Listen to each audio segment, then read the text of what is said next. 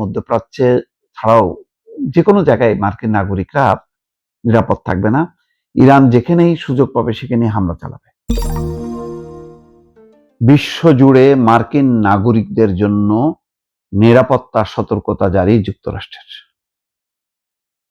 কেন বুঝতে পারছেন? মোস্তফা খামেনি বলছেন কি, ইরানের সর্বোচ্চ ধর্মীয় নেতা, যে যুক্তরাষ্ট্রকে এমন শিক্ষা দিতে হবে যেন সেটা তারা ভুলে না যায়।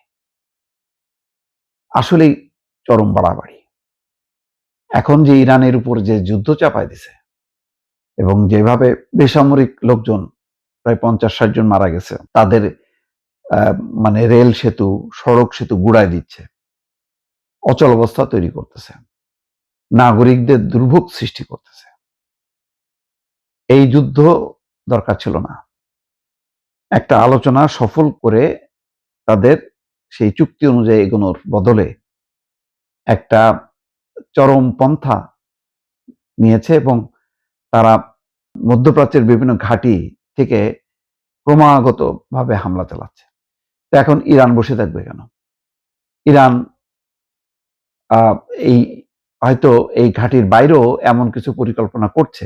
ইরানে যেমন বেসামরিক নাগরিকরা মারা যাচ্ছে, তো ইরানও এখন পাল্টা সেই দিকেই ধাবিত হইতে পারে। সেই কারণে এখন যুক্তরাষ্ট্র টের পাচ্ছে যে পরিস্থিতি ভালো না। ইরান ভয়ঙ্কর রূপ ধারণ করতেছে এবং তারা প্রতিশোধ নেওয়ার জন্য এখন মরিয়া। সে কারণেই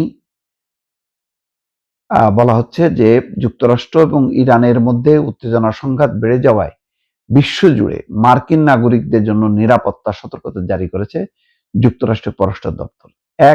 ডোনাল্ড ট্রাম্পের জন্য যুক্তরাষ্ট্রের বিভিন্ন দেশে, সারা বিশ্বে কোটি কোটি নাগরিকরা এখন হুমকির মধ্যে পড়ল। শনিবার পররাষ্ট্র দপ্তরের ওয়েবসাইটে এক সতর্ক বার্তায় বলা হয়েছে, মধ্যপ্রাচ্যে উত্তেজনা বৃদ্ধির কারণে নিরাপত্তা পরিস্থিতি এখন জটিল হয়ে পড়েছে। অনাকাঙ্ক্ষিতভাবে যে কোনো সময় অবস্থা আরো খারাপ হতে পারে। বিশ্বজুড়ে অবস্থানরত মার্কিন নাগরিকদের, বিশেষ করে মধ্যপ্রাচ্যে থাকা ব্যক্তিদের পরিস্থিতির সর্বশেষ তথ্য নিয়মিত অনুসরণ করার পাশাপাশি নিকটস্থ মার্কিন দূতাবাস বা কনসুলেটের নির্দেশনা মেনে চলার পরামর্শ দেওয়া হয়েছে। তার মানে এখন দেখেন, মধ্যপ্রাচ্যে ছাড়াও যে কোনো জায়গায় মার্কিন নাগরিকরা নিরাপদ থাকবে না। ইরান যেখানেই সুযোগ পাবে সেখানেই হামলা চালাবে। কারণ যেহেতু আমেরিকা ইরানের বেসামরিক নাগরিকদের ছাড়ছে না, সুতরাং ইরানও তার পাল্টা শোধ নেবে। তাহলে এই পরিস্থিতি কি দরকার ছিল? এই পরিস্থিতি কোনোভাবেই কাঙ্ক্ষিত না। এখন যেই যুদ্ধটা চলতেছে, এটা একেবারে খুবই অর্থহীন যুদ্ধ। হরমুজ প্রণালীর দখল আমেরিকা কখনোই নিতে পারবে না, এটা সম্ভব না। আর ইরানও ছাড় দেবে না, কারণ হরমুজ প্রণালীর দখল নিয়েই সে কিন্তু কাবু করতে চায় আমেরিকা এবং পশ্চিমাদেরকে।